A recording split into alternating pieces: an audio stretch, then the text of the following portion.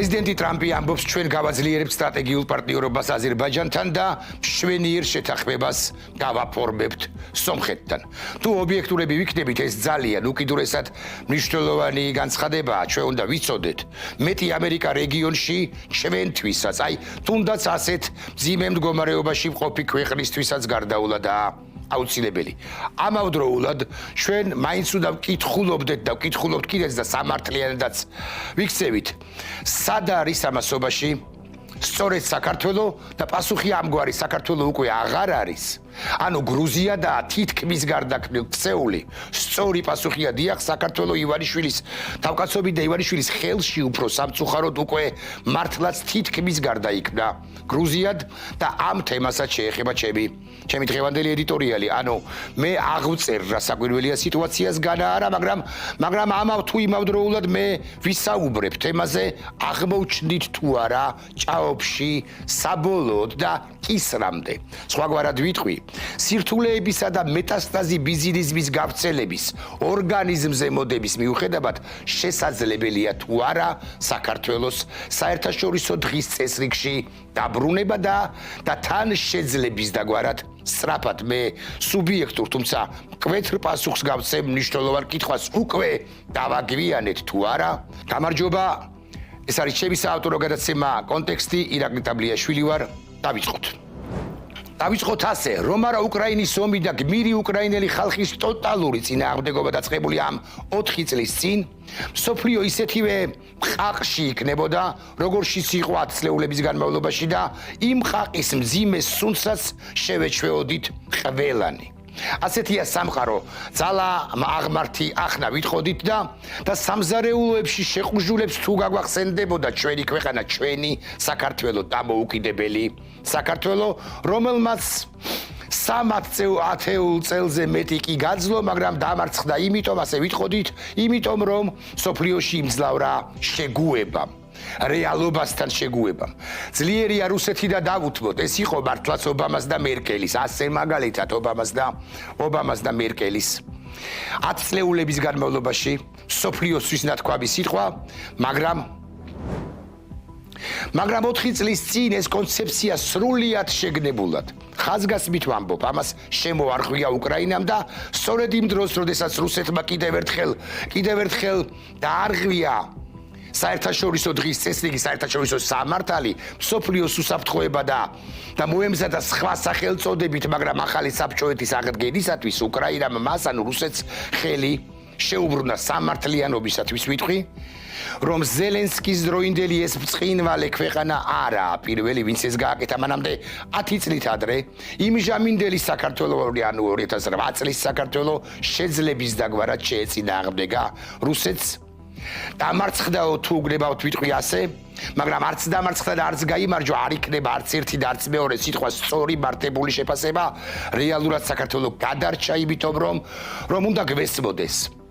რუსეთს რეჟიმ ჩეინჯი, ანუ ხელისუფლების ცვლილება ჰქონდა განზრახული აქ, ანუ იმ თავითვე ჩაკლა საქართველოსი და მისი სულისკვეთებისა და ამ პრეცედენტის გადავრცელება ყველაზე, ვისაც დამოუკიდებლად რუსეთის გარეშე ცხოვრება უნდოდა. ვერ გამოუვიდა იმხანად ეს რუსეთს საქართველოში 2008 წელს და 2008 წელს კი მოხვა მისია 2008 წლის პროდუქტი გაგრძელდა 2014 წელს ყირიმის ანექსიით. სხვათა შორის არ შეეწინააღმდეგოთო ამას უკრაინელებს ეუბნებოდნენ იმხანად, ეუბნებოდნენ ობამა და მერკელი, ასე მაგალითად ეს მოისმინეს დასავლეთიდან კიევში და მართლაც ერთი ფილთათოფიც კი არ გავარდნილა 2014 წელს. Дорогие друзья, у нас сегодня очень радостный, светлый праздничный день. Уважаемые граждане России, дорогие крымчане, севастопольцы, после тяжелого, длительного, изнурительного плавания Крым и Севастополь возвращаются в родную гавань. Крым возвращает, дахит რა თქვა, Крым возвращается в родную гавань. ეს თქვა პუტინმა, თქვა ეს შლეგბა ლიდერმა, ხო? შლეგბა პუტინმა და მერე შეუტია ნახევარწელიწადში პრაქტიკულად დონბასს. ასე ამოვიდა პუტინი 2022 წლამდე, როცა მოინდომა ზელენსკის მთლიანად უკრაინის დანგრევა და ზელენსკის მოცილებას გეტყვით ასე და ვთქვათ ღიად 4 წლის წინ უკრაინის მონელების შემთხვევაში რუსეთი ღიად გამოაცხადებდა რომ სუსტების აღარანაირი სუვერენიტეტი როგორც ასეთი აღარ არსებობს. უკრაინაც სუსტი იქნებოდა თუ უკრაინა დანებდებოდა, ანუ იტყოდა რუსეთი რომ იძალეს ძლიერებმა, იძალეს სუსტებზე ძლიერებმა გაიმარჯვეს და დასრულდა მორჩა. დიახ, სწორედ ამიტომ და ამ მიზეზით დაიწყო ეგრეთ წოდებული SVO დამნაშავე პუტინის რუსეთმა და სადღაც დონბასში კი არ გადაიტანა ეპიცენტრი, არამედ გაგიკვირდებათ და გასაკვირი რა არის, კიევს დედაქალაქს შეუტია და შემოგარენს დაარტყა დღეს. იოლია გულგრილად გახსენება იმ ტრაგედიისა, რაც მოაწყო რუსეთმა ასე მაგალითად ბუჩაში თქვენ ხედავთ კადრებს, მაგრამ რეალურად ეს იყო ხილული ჯოჯოხეთი და ეცემოდა ბუჩა ან კიევის მახლობლად სხვა ქალაქები, პატარა ქალაქები თუ პატარა სოფლები და 7 თუ 9 დღეში დაეცემოდა, გაგიკვირდებათ და კიევიც და ერთ უცნაურ რამეს ვიტყვი ახლა. შესანიშნავად იცოდა ეს ყველაფერი დასავლეთმაც, აკი ამიტომაც მოწოდებას წადით კიევიდან, გაეცალეთ კიევს, დროებით გადადით სადმე ევროპაში არ შედარებით უსაფრთხო, მაგალითად ლვოვში, დღეში 3 ჯერ ისმენ და იმხანად პოლიტიკოსი ჯერაც რომ არ იყო ის კაცი, ანუ ზელენსკი, რომელმაც უფიქრელად ფიქრის გარეშე უპასუხა ასე. Всі ми тут, наші військові тут, громадяни суспільства тут, всі ми тут. Захищаємо нашу незалежність, нашу державу. І так буде й далі. რატომ აიცით ოცნების რომელიმე ლიდერი არცით რუსი? იმიტომ რომ ვერაფრით ხვდება, რატომ თქვა ეს ზელენსკი. ანუ რუსები არიან იმიტომ რომ 28 ნოემბერს 2024 წლის თქვეს ის რაც თქვეს. იმიტომ რომ ქვეყნის შიგნით რუსულ თარგზე აწყობენ ამ ქვეყანას. მაგრამ ვერაფრით ხდებიან გარდა ყველაფრისა, რატომ შეაკლეს თავი უკრაინელებმა, მაგალითად მარიუპოლის დაცვას, რატომ გაანთავისუფლეს ხერსონის ნაწილი და ასობით დასახლებულ პუნქტს, რატომ იცავენ კბილებამდე დღემდე დაეთმოთ რაღა. ესაა კოლექტიური ოცნების გზავნილი და რა სახსენებელია ახლა და ასე მაგალითად ოცნების პრეზიდენტი ხაველაშვილი, თუმცა ვინ ეკითხება მას რამეს, ის სწორედაც რომ დათმობდა, ანუ ბიზინა დათმობდა ასეთი ეგზისტენციური საფრთხის წინაშე რომ აღმოჩენილი ხო დათმობდა და აბასთუმანსა თუ ჭორბილაში პირობითად ლობსტერების ჭამას, ანუ მირთმევას გააგრძელებდა. ამ თემას რომ შევხვე 23 საათი უწყვეტად უნდა ვილაპარაკო და ეს ცხადია, ცუდია, ამდენად მოვამრგვალებ ასე ბიზინას ეს საფრთხე არც დაემუქრებოდა აროდეს, ანუ არასოდეს რუსეთმა კავკასიაში, საქართველოში დიდი ძალისხმევის გარეშე და ბიზნეს მეოხებით უკვე მიიღო ის, რაც უკრაინაში 4 წელია, რასაც უკრაინაში 4 წელია ეჭიდება, ანუ არსებობს ორი გზა. მოდი ასე ვიტყვი, ბიზნესი იანუკოვიჩისა, ლუკაშენკოსი, კავკასიის ლუკაშენკო ბიზნესი და გზა ზელენსკისა. და ახლა მეტყვიად რომ უკრაინა დაინგრაო და მე პასუხად ვიტყვი რომ უკრაინის მნიშვნელოვანი ნაწილი მართლაც განა არა დაინგრა, მაგრამ დაინგრა აღდგენის და დიდი აღდგენის პერსპექტივით, რუსეთისაგან თავდაღწევის, თავისუფლების მიღების პერსპექტივით, ხოლო საქართველო დაინგრა ან ინგრევა, თქვათ ასე, ინგრევა როგორც ქვეყანა, რომელსაც თუ ასე გაგრძელდა, სწორედაც რომ პერსპექტივა როგორც ასეთი არ ექნება, არ გააჩნია. რაც შეეხება მსხვერპლს, მძიმეს, ყოველგვარი რასაკვირველია, ყოველგვარი მაგრამის თუმცას, სხვა კავშირის გარეშე, ჯერ ერთი მოკლული არასოდესაა დამნაშავე იმაში რომ ის მოკლეს, ანუ დამნაშავეა მკვლელი ყოველთვის და არა მსხვერპლი. და მეორე, რა გადაწყვეტილებას არ უნდა მიეღოს ზელენსკის, მსხვერპლი იქნებოდა დიდი. ზოგადად ადამიანები თავად ძალდატანების გარეშე იღებენ გადაწყვეტილებას ბრძოლის თაობაზე. და თუ არ გესმით, რასაც ვამბობ, ახსნია ასე, ზელენსკის უკრაინა რომ ჩაებარებინა, ასობით ათასი უკრაინელი უკრაინის იდეას მაინც შეეწირებოდა ზუსტად ისე, როგორც ათობით და ასობით ათასი ქართველი შეეწირება საქართველოს თავისუფლების იდეა ამ ჩვენს ქვეყანაში რუსის ჩექმის საბოლოოდ ჩაბოტების შემთხვევაში 10 წლეულები გრძელდებოდა ჩვენი წინააღმდეგობა და კიდევ 100 წლეულები გაგრძელდება რამე რომ იყოს, მაგრამ ამაზე მართლა აღარ გავხურდები ახლა, რადგან ეს ძალიან და უკიდურესად ვრცელი თემაა, ამოუწურავი თემაა დასასრულ. მხოლოდ იმას ვიტყვი, რომ სწორედ უკრაინის წინააღმდეგობამ თუნდაც გვიან, მაგრამ ცოტაზე მეტად გამოაფხიზლა პრაქტიკულად ყველა გარშემო, ყველა ვიტყვი ასე, საქართველოს გარდა. ხო, საქართველოს გარდა, რომლის დე-ფაქტო ლიდერი ივანიშვილი ქადაგებს დაახლოების შემდეგს ვიხოთ ჩუმად. არ ვიხმაუროთ, პოზიცია არ გქონდეს, დაველოდოთ მოვლენათა ვითარებას და გადავიდეთ გამარჯვებულის მხარეს. ეს კონცეფცია თავისთავადაა მცდარი, არასწორი. იმ შემთხვევაშიც კი თუ პირდაპირ არ მართავს რუსეთი, დიახ, დუმილს შენსას, თუ ეს მაინც და მაინც ტაქტიკური ჩანაფიქრია, ტაქტიკა თუა მაინც და მაინც ოსტატურად იხერებს მზაკვარი და მარადიული მტერი სახელმწიფო რუსეთი, რომელიც ამასობაში ისე გასუსტებს, ისე ახდენს შენს დესუვერენიზაციას, რომ იმ შემთხვევაშიც კი თუ ის სამომავლოდ დამარცხდება, შენ მაინც ჩარჩები მასთან, ანუ გამარჯვებული მხარე. დასავლეთი, როგორც სუსტს, როგორც უნებოს, როგორც გადამწყვეტ მომენტში მასთან არ მყოფს, აღარ ჩაგჭიდებს ხელს. დიახ, რუსეთი აპრიორი დამარცხდებაო, თუ ვინმე იტყვის და მეც ვამბობ ამას. რუსეთი აპრიორი დამარცხდება, ოღონდ უნდა გვესმოდეს, რომ ის არ გაქრება და ახალი გადანაწილების შემთხვევაში და ეს გადაწილება გარკვეულზე მაღალი ალბათობით იქნება, მას ჩაუტოვებენ გავლენის თუნდაც მცირე სფეროებს, ტერიტორიებს უფრო. მაგალითად, თუ ბელარუსში რამ არ შეიცვალა, ბელარუსი სამწუხაროდ დარჩება თუნდაც სუსტ დამარცხებულ და ჩაჭაობებულ რუსეთთან. ბელარუსზე გამახსენდა და ამ მეზობელ ქვეყანაზე ზელენსკი ამბობს 2020 წლის ბელარუსი თვალსაჩინო მაგალითია. არავინ არ დაეხმარა ამ ხალხს და ახლა ბელარუსში ორეშნიკებია გალაგებული, რომელთა მოქმედების სიშორე ევროპის დედაქალაქების უმეტესობას სწდება. ეს არ მოხდებოდა თუ კლავი მეორების არის ზელენსკის სიტყვები, თუ 2020 წელს ბელარუსი ხალხი გაიმარჯვებდა.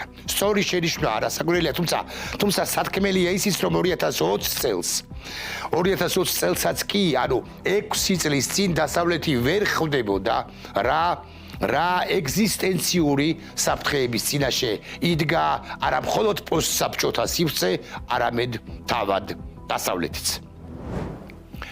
დავუბრუნდეთ საქართველოს და ვიკითხოთ ასე, გამორიცხულია კი, რომ საქართველოშიც ბელარუსის მსგავსად, ბელარუსის არ იყოს, გაჩნდეს რუსული არეშნიკები, ან გამორიცხულია, რომ როგორც პარტნიორს გთხოვონ კი არა, მოგთხოვონ რუსეთთან ერთად საომარ მოქმედებებში მონაწილეობა, რუსებმა რომ მოგთხოვონ, სულ რომ ახტეს კობახიძე და დახტეს პაპუაშვილი.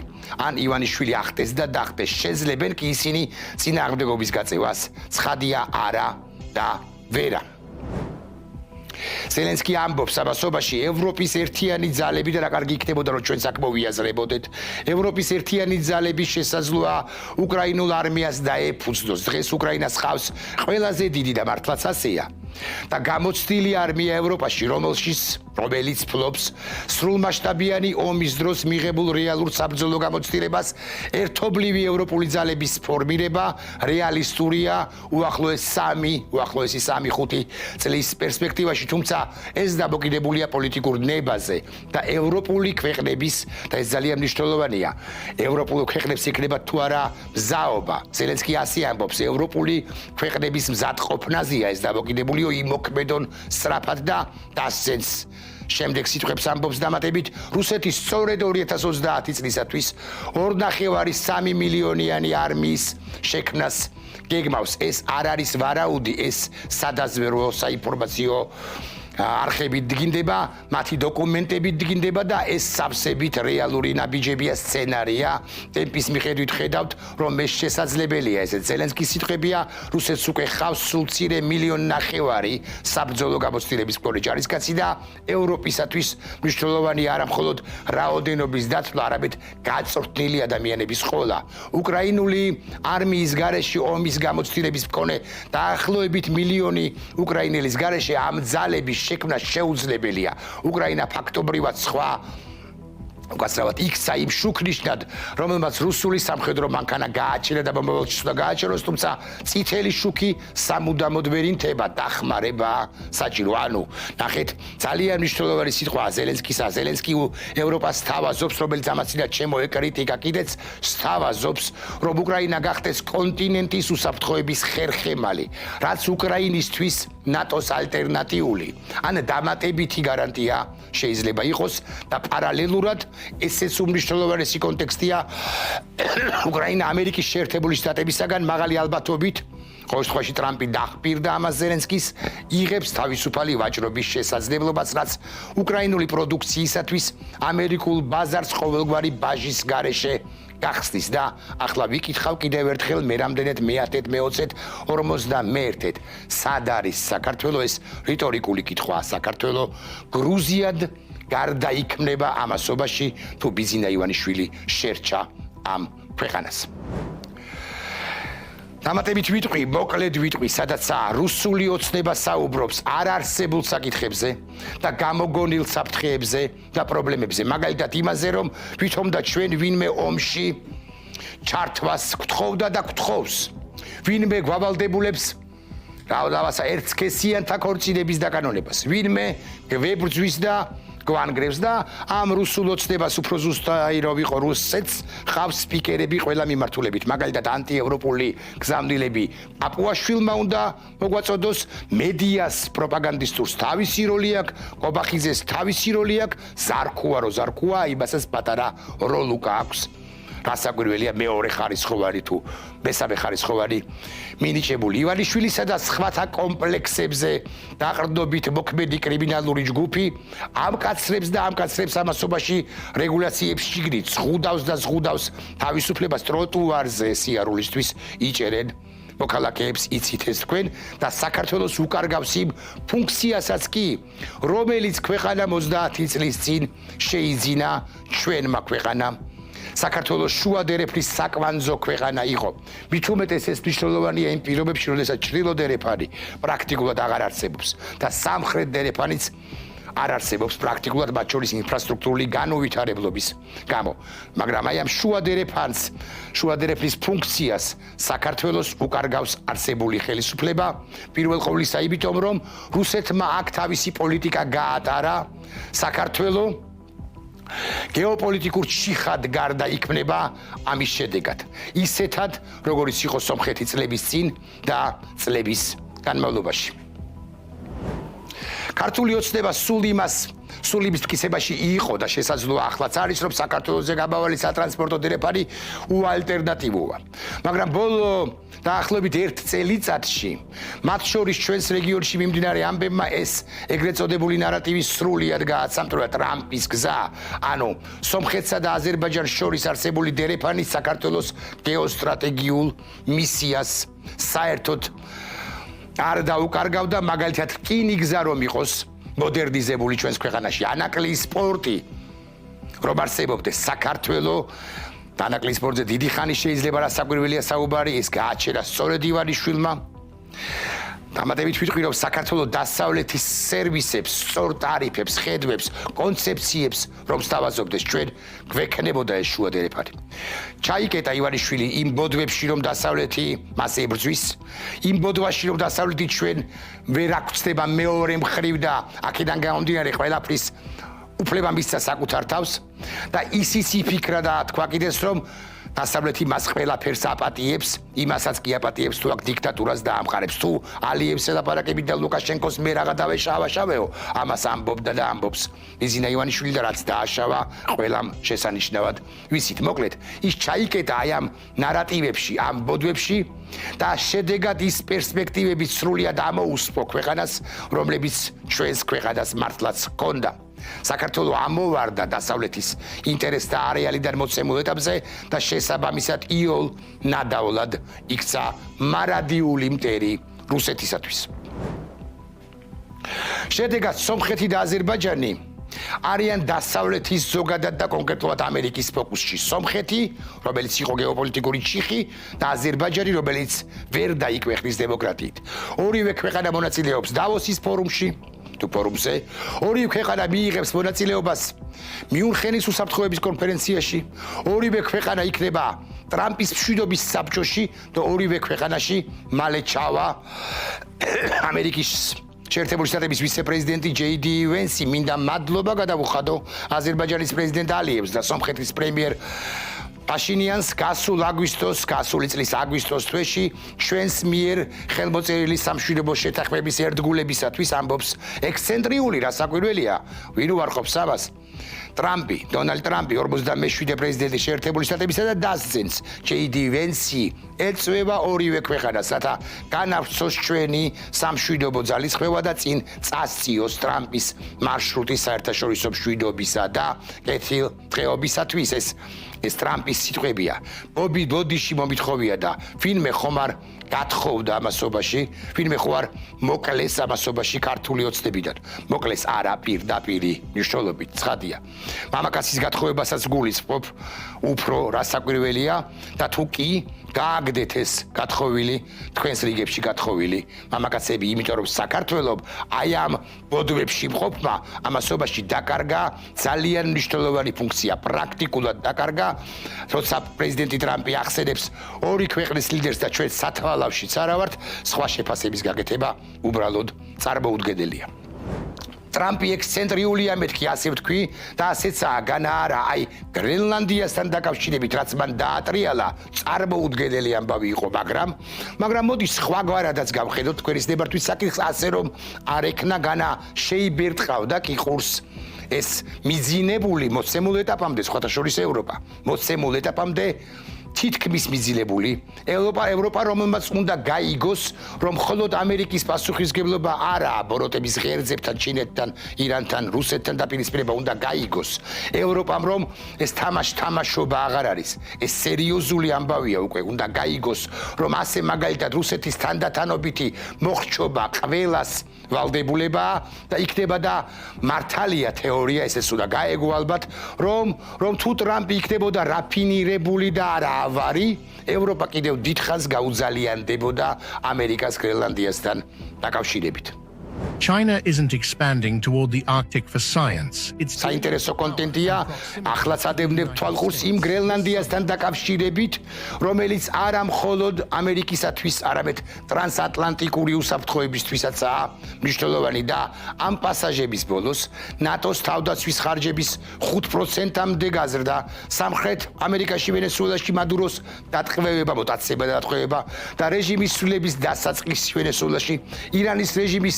სავარაუდო ცვლილება ნავთობის ფასების დაგდება რუსული ტანკერების დაკავება ეს ყველაფერი სწორედ ექსცენტრიული და მძიმე ხანდახან უსამართლო განცხადებებით გამორჩეული ტრამპის აქტივია მაგალითად უსამართლო განცხადება რაც თქვა მან ბრიტანეთთან დაკავშირებით და ბრიტანეთის საერთაშორისო მისიებში მონაწილეობასთან დაკავშირებით განა არა მაგრამ ასეთია ტრამპი და კიდევ ერთი კითხვა სოფლიოს ასარჩევი ჰქონდა და აქვს იცხოვროს ისეთი პოლიტიკით როგორცაც გვთავაზობდა ობამა ბაიდენი კამალა ჰარისი შესაძლოა თუ იცხოვროს მაგალითად ტრამპის პოლიტიკი, ტრამპის ამ ექსცენტრიულობაში, სხვა გამოსავალი მოცემულ ეტაპზე რეალობიდან გამომდინარე უბრალოდ არ არსებობს და ისინი არ არსებობს.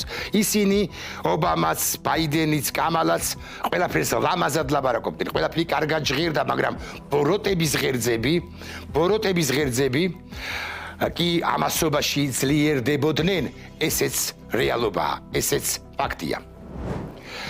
ამასობაში ასარჩევი აქვს საქართველოსაც. თუ საქართველო იქნება კერძი მენიუში აქ კანადის პრემიერ-მინისტრი გავიხსენე, რომელმაც საშუალო ზომის ქვეყნებზე თქვა, რომ მენიუში კერძი ვინც იქნება ის გაქრებაო.